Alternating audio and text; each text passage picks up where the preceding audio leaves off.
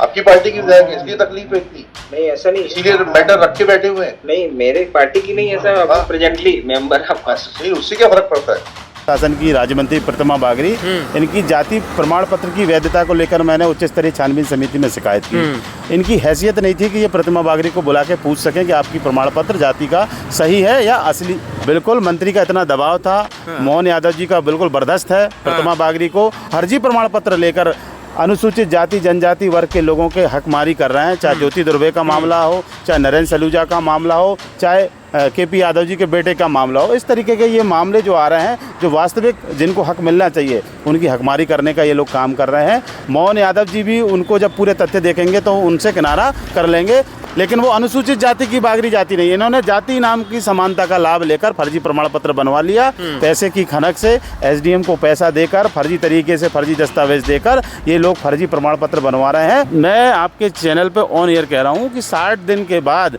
दूध का दूध पानी का पानी इस मध्य प्रदेश के लोगों के सामने हो जाएगा। जांच चलेगी, इनका प्रमाण पत्र खारिज होगा, इनके ऊपर मुकदमा भी दर्ज होगा। राजपूत समाज के समकक्ष है और ये लोग वाकई में राजपूत हैं। ये अनुसूचित जाति का लाभ लेने के लिए फर्जी अनुसूचित जाति बन रहे। नमस्कार, दाल लपेटा देख रहे हैं आप और मैं हूं आपके साथ आदर्श पांडे। इस वक्त मैं प्रदेश कांग्रेस कार्यालय में हूं और मुद्दा बड़ा है, बड़ी खबर है, क्योंकि मध्य प्रदेश सरकार की एक मंत्री हैं जिनकी कुर्सी पर संकट आ गया है।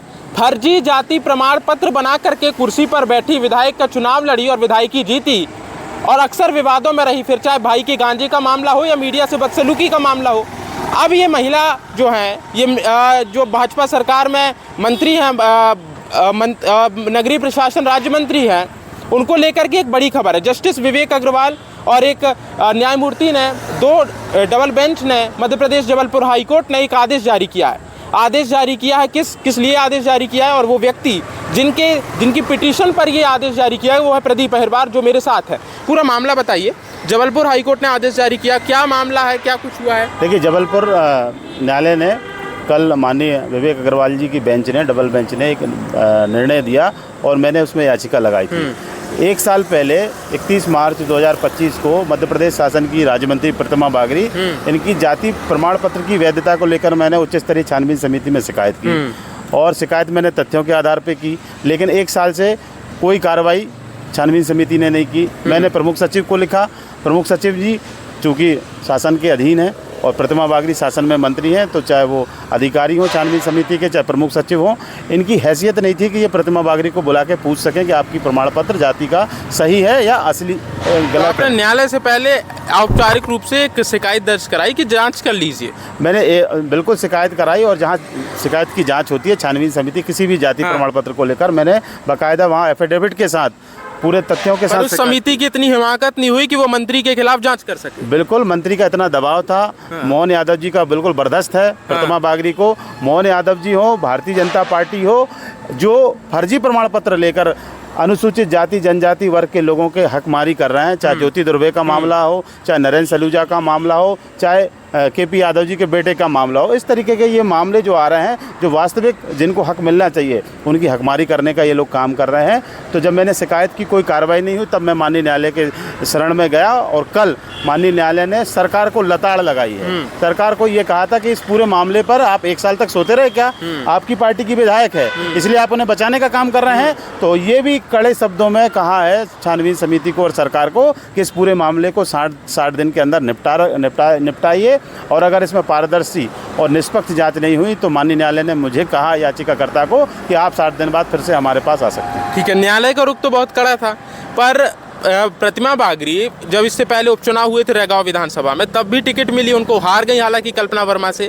फिर उसके बाद पार्टी ने दोबारा, लेकिन पार्टी की नज़र से तो वो जाति प्रमाण पत्र के तहत है, तभी तो पार्टी टिकट। देखिए, पार्टी को भी इस बात का अंदाजा नहीं है कि उसका प्रमाण पत्र फर्जी है। अनुसूचित जाति का प्रमाण पत्र पार्टी नेताओं को दिया, उन्होंने कहा कि अनुसूचित जाति में आती है, उन्हें टिकट दे दिया। लेकिन जब तथ्यों के साथ जब मैंने शिकायत की तो मैं दावे के साथ कह रहा हूँ, मोहन यादव जी भी उनको जब पूरे तथ्य देखेंगे तो उनसे किनारा कर लेंगे। और मुझे उम्मीद है कि जो वास्तविक हक अधिकार अनुसूचित जाति के लोगों का वहाँ रैगांव के अंदर है, क्योंकि आरक्षित सीट है, संविधान आरक्षित वर्गों के लिए वो सीट आरक्षित कर रहा है, लेकिन इस तरीके के फर्जी लोग ऐसे शासन के आदेश हैं जिसमें स्पष्ट रूप से उल्लेख है कि बुंदेलखंड, बघेलखंड और महाकौशल के अंतर्गत जो बागरी जाति है वो अनुसूचित जाति की बागरी जाति नहीं बल्कि राजपूत बागरी जाति है। आपके कहने का मतलब ये है कि जो क्षेत्र की बागरी जाति है वो बागरी जाति में अनुसूचित में नहीं आती है, वो राजपूत में आती है। वो बागरी जाति है लेकिन वो अनुसूचित जाति की बागरी जाति नहीं। इन्होंने जाति नाम की समानता का लाभ लेकर फर्जी प्रमाण पत्र बनवा लिया। 1961-1971 में जो जाति जनगणना हुई थी उनमें इन लोगों ने अपने आप को अनुसूचित जाति में शामिल नहीं करवाया, क्योंकि उस समय जिलेवार जाति प्रमाण पत्र बनते थे। 1975 में भारत सरकार ने सीमा क्षेत्र का बंधन खत्म किया कि कोई भी राज्य का व्यक्ति अगर वो किसी राज्य में अनुसूचित जाति में आता है तो पूरे प्रदेश के अंदर उसे अनुसूचित जाति प्रमाण पत्र मिलेगा।